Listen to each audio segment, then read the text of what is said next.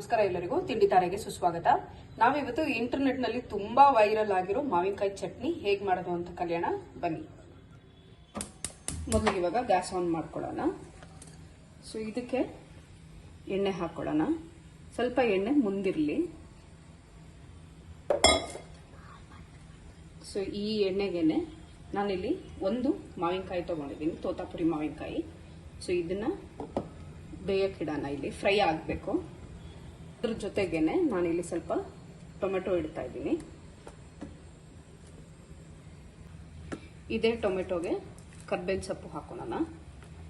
ಹಾಗೆ ರುಚಿಗೆ ಎಷ್ಟು ಬೇಕೋ ಅಷ್ಟು ಮೆಣಸಿನ್ಕಾಯಿ. ಖಾರ ಮುಂದೆ ಇರಬೇಕು ಅಂದ್ರೆ ಮೆಣಸಿನ್ಕಾಯಿ ಸ್ವಲ್ಪ ಜಾಸ್ತಿ ಹಾಕೊಳ್ಳಿ.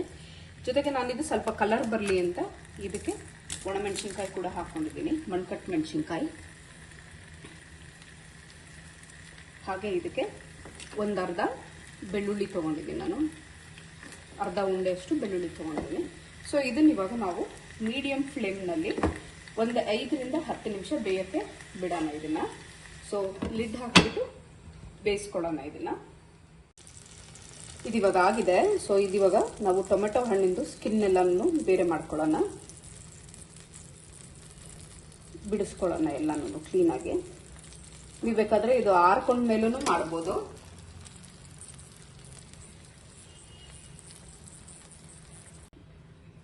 ನಾವಿಲ್ಲಿ ಇವಾಗ ಟೊಮೆಟೊದೆಲ್ಲ ಸಿಪ್ಪೆ ಸುಳ್ಕೊಂಡಿದ್ದೀನಿ. ಸೊ ಇಲ್ಲಿ ನಾನು ಮಾವಿನಕಾಯಿ ಇಟ್ಕೊಂಡಿದ್ದೀನಿ. ಸೊ ಮಾವಿನಕಾಯಿನೂ ಅಷ್ಟೇನೆ, ನೀವು ಬರೀ ಪಲ್ಪ್ ಮಾತ್ರ ತಗೊಬೇಕಷ್ಟೇನೆ, ಸಿಪ್ಪೆ ಹಾಕೊಳಕ್ ಹೋಗ್ಬೇಡಿ. ಸೊ ಈ ಪಲ್ಪ್ ಎಲ್ಲಾನು ಸ್ಕ್ರೇಪ್ ಮಾಡ್ಕೊಳ್ಳೋಣ. ಸ್ಕ್ರೇಪ್ ಮಾಡ್ಕೊಂಡು ಇವಾಗ ನಾನು ರುಬ್ಬ ಕಲ್ಲಿಗೆ ಹಾಕೊಂತ ಇದ್ದೀನಿ ಎಲ್ಲ.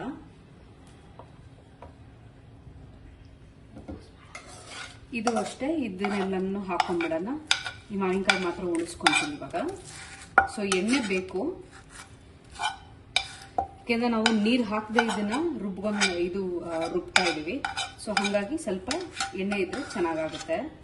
ಸೊ ಇದನ್ನೆಲ್ಲ ಇವಾಗ ನಾನು ರುಬ್ಬ ಕಲ್ಲಿಗೆ ಹಾಕೊಂಡಿದ್ದೀನಿ. ಸೊ ಹಾಗೆ ಸ್ವಲ್ಪ ಕೊತ್ತಂಬರಿ ಸೊಪ್ಪನ್ನು ಹಾಕೊಂತ ಇದ್ದೀನಿ ರುಬ್ಕೊಳಕ್ಕೆ. ಹಾಗೆ ಇದು ರುಚಿಗೆ ಎಷ್ಟು ಬೇಕೋ ಅಷ್ಟು ನಾನಿಲ್ಲಿ ಉಪ್ಪು ಹಾಕೊಂತ ಇದ್ದೀನಿ. ಸ್ವಲ್ಪ ಉಪ್ಪು ಮುಂದೆ ಹಾಕೊಳ್ಳೋಣ, ಯಾಕೆಂದ್ರೆ ಹುಳಿ ಇರುತ್ತಲ್ವಾ. ಸೊ ಹಂಗಾಗಿ ಒಂಚೂರು ಮುಂದೆ ಇರಲಿ ಉಪ್ಪು. ಇದನ್ನ ಇವಾಗ ಮಿಕ್ಸ್ ಮಾಡ್ಕೊಳ್ಳೋಣ. ಇದಕ್ಕೆ ಇವಾಗ ನಾವು ಸ್ವಲ್ಪ ಈರುಳ್ಳಿ ಕೂಡ ಹಾಕೊಳ್ಳೋಣ. ಈರುಳ್ಳಿನೂ ಹಾಕೊಂಡು ಸ್ಮ್ಯಾಶ್ ಮಾಡೋಣ. ಅದು ಟೇಸ್ಟೇ ಬೇರೆ ತರ ಆಗುತ್ತೆ. ಸೊ ಇದನ್ನು ಹಾಕಿ ಹಚ್ಕೊಳ್ಳೋಣ. ಇವಾಗ ನಮ್ಮ ಚಟ್ನಿ ರೆಡಿ ಆಗಿದೆ. ಸೊ ಇದನ್ನ ಇವಾಗ ಬಿಸಿ ಬಿಸಿ ಅನ್ನಕ್ಕೆ ಹಾಕೊಂಡು ಸರ್ವ್ ಮಾಡ್ಕೊಳ್ಳೋಣ.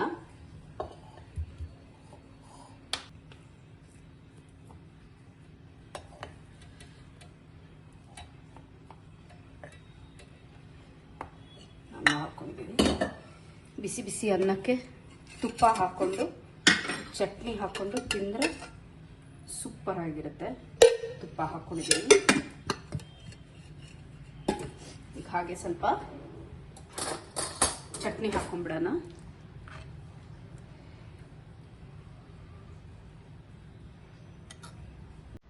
ಇವಾಗ ನಮ್ಮ ರುಚಿಯಾದ ಮಾವಿನಕಾಯಿ ಚಟ್ನಿ ರೆಡಿ ಆಗಿದೆ.